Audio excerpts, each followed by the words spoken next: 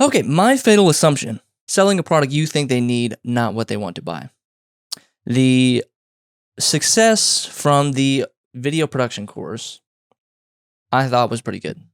It was a question that people were asking. It was a clear, like, there's always going to be someone new that has that same question. There are always 18 and 19 and 20-year-old filmmakers coming up that want to start their own video production company. So as your students graduate and age up, there's always going to be a new crop of people asking that same question. There was like, okay, that's an evergreen question that I can do to make content. I can make this course from. Cool.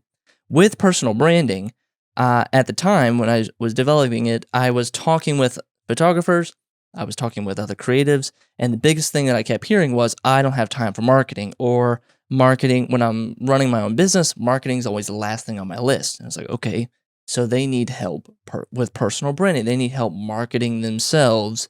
And I was like, oh, okay, what I could do is, if they don't, or at this time don't want to pay for my consulting or my personal branding coaching, maybe it's just a little bit too high of an ask at this stage of the relationship, I'll create a smaller product on the ladder where they can just say, okay, all right, you can't afford my $1,000, $2,000 coaching. All right, why don't you just try this $97, $100, $50 online course? You watch this, and it's, you're not getting me directly, but here's something that is basically the same amount of information. It's not tailored to you, so it's not as special, but it's the core fundamentals of what you're going to get if you hire me.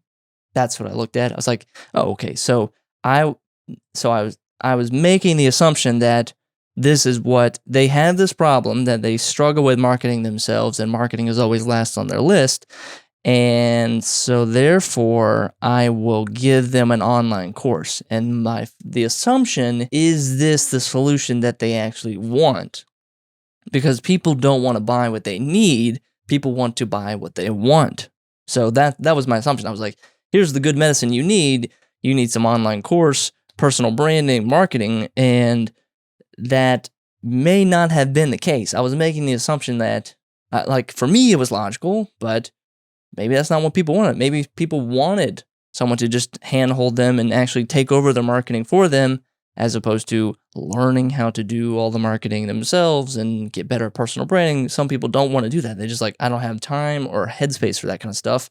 And that was my fatal assumption. So if you are creating an online course, you have to find a way to get some kind of feedback, whether that's directly asking a customer, or making a YouTube video like I made I made about the video production video, and I got tons of feedback, hundreds of comments saying, asking more questions. That was my feedback to say, okay, I'm onto something here. This is a good piece of content that I can make.